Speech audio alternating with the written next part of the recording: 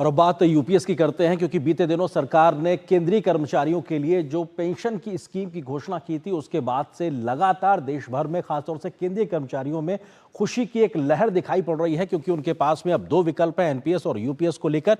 लेकिन उसके बावजूद भी इस पूरे मसले पर, या कहा जाए मोदी सरकार के इस फैसले पर, विपक्षी दल या विपक्षी जो पार्टियां हैं वो कई प्रकार के सवाल खड़े कर रहे हैं। राजनीतिक तरीके से उसमें सुगबुगाहट दिखाई पड़ रही है। सरकार ने एक बार फिर से स्पष्ट किया है कि ये पूरा मामला राजनीति से हटकर है और सरकार की मंशा सीधे तौर पर केंद्रीय कर्मचारियों को फायदा पहुंचाने की, और जिस प्रकार का भी भ्रम, चाहे वो राजनीतिक दल हो या फिर सोशल प्लेटफॉर्म के माध्यम से फैलाया जा रहा है, वो पूरी तरीके से निराधार है। किसी भी कर्मचारी को इससे नुकसान नहीं, बल्कि सिर्फ फायदा ही फायदा होगा। किस तरीके से, देखिए इस रिपोर्ट में। प्रधानमंत्री नरेंद्र मोदी की अध्यक्षता में केंद्रीय मंत्रिमंडल ने सरकारी कर्मचारियों के लिए यूपीएस यानी यूनिफाइड पेंशन स्कीम को मंजूरी दी।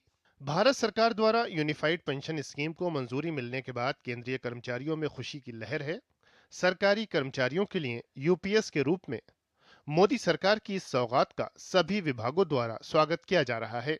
यूपीएस की एक जो मैंने पहले सबसे मेन फीचर है कि 50% उनका बेसिक का पेंशन निर्धारित हो जाएगा। एंड सेकेंडली मिनिमम एश्योर्ड जो पेंशन है वो 10,000 कर दी है गवर्नमेंट ने। एंड फैमिली पेंशन है जो 60% कर दिया गया है। और इसके साथ में ये जो पेंशन है ये इन्फ्लेशन लिंक्ड कर दिया गया है कि जो भी कंज्यूमर प्राइस इंडेक्स जैसे से बढ़ेगा तो उनकी पेंशन भी बढ़ेगी। तो ये फोर्थ उसका बेनिफिट दिया गया है। ये जो यूपीएस है, जो रिटायरीज मानिए 2004 जब एनपीएस शुरू हुआ था और 2025 के बीच में भी रिटायर किए हैं, उनको भी ये ऑप्शन दिया जाएगा। और जो अरियर्स हैं अगर होते हैं पास पीरियड के, तो वो विद रेट ऑफ इंटरेस्ट जो पीपीएफ में रहता है उस इंटरेस्ट पे दिए जाएंगे। सरकार के फैसले को राजस्थान के बीकानेर के कर्मचारियों ने भी बेहद महत्वपूर्ण और सराहनीय बताया है। केंद्र सरकार द्वारा कर्मचारियों के लिए जो नई पेंशन स्कीम यूपीएस नाम से चालू की गई है, वह एनपीएस की तुलना में काफ़ी अच्छी है। एक सकारात्मक कदम के रूप में हम देखते हैं, और लगातार प्रयासों के बाद इस तरह की घोषणा से कर्मचारियों के बीच एक आशा तो जगी है। ये योजना जहां केंद्र सरकार के कर्मचारियों के लिए सौगात लेकर आई है, वहीं सियासी गलियारों में इस पेंशन स्कीम को लेकर सियासत भी तेज हो गई है।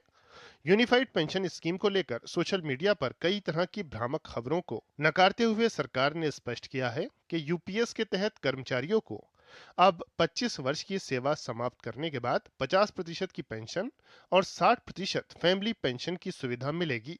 साथ ही महंगाई भत्ते का लाभ भी यूपीएस योजना में मिलता रहेगा। इसके साथ ही मौजूदा एनपीएस और यूपीएस में चुनने का विकल्प भी कर्मचारियों को दिया गया है। अगर कर्मचारी की नौकरी 25 साल से कम है तो उस स्थिति में प्रोरेटा आधार पर पेंशन दी जाएगी। सरकार इस पूरी प्रक्रिया के लिए दो तरह के फंड बनाने जा रही है। पहला फंड होगा व्यक्तिगत पेंशन फंड और दूसरा होगा सरकारी कॉर्प्स। व्यक्तिगत फंड में कर्मचारी और सरकार का 10-10% का योगदान होगा। सरकारी कॉर्प्स में 8.5% का योगदान सरकार अपनी ओर से करेगी, जिसका इस्तेमाल कर्मचारियों की 50% पेंशन में किसी भी तरह की कमी की भरपाई के लिए किया जाएगा। व्यक्तिगत फंड में कर्मचारियों को अपना निवेश विकल्प चुनने का अधिकार होगा और 60% कॉर्प्स निकालने की भी सुविधा दी जाएगी। जिस अनुपात में कॉर्प्स निकाला जाएगा, उसी अनुपात में पेंशन में कमी हो जाएगी। ध्यान रहे कि इस तरह की सुविधा ओल्ड पेंशन स्कीम में भी मौजूद है। व्यक्तिगत पेंशन फंड में अगर कर्मचारी को 50% पेंशन से ज्यादा रिटर्न मिलता है तो ये कर्मचारी का ही होगा। वहीं यूपीएस लागू करने को लेकर भाजपा ने कांग्रेस के रवैये पर भी सवाल खड़े किए हैं। भाजपा ने यूपीएस को कांग्रेस शासित प्रदेशों में लागू न करने को लेकर भी जमकर घेरा है। 2003 में सब लोगों ने तय किया था देश में, और सारे राज्यों में हुआ था। ऐसा थोड़ी ना कि भाजपा राज्यों में ओल्ड पेंशन स्कीम से न्यू पेंशन स्कीम आई। अब एक मांग थी, इसमें सुधार होना चाहिए, तो मोदी जी की सरकार ने आकर यूनिफाइड पेंशन स्कीम को लागू कर दिया है। अब कांग्रेस पार्टी करती तो कुछ नहीं है, आरोप लगाती है।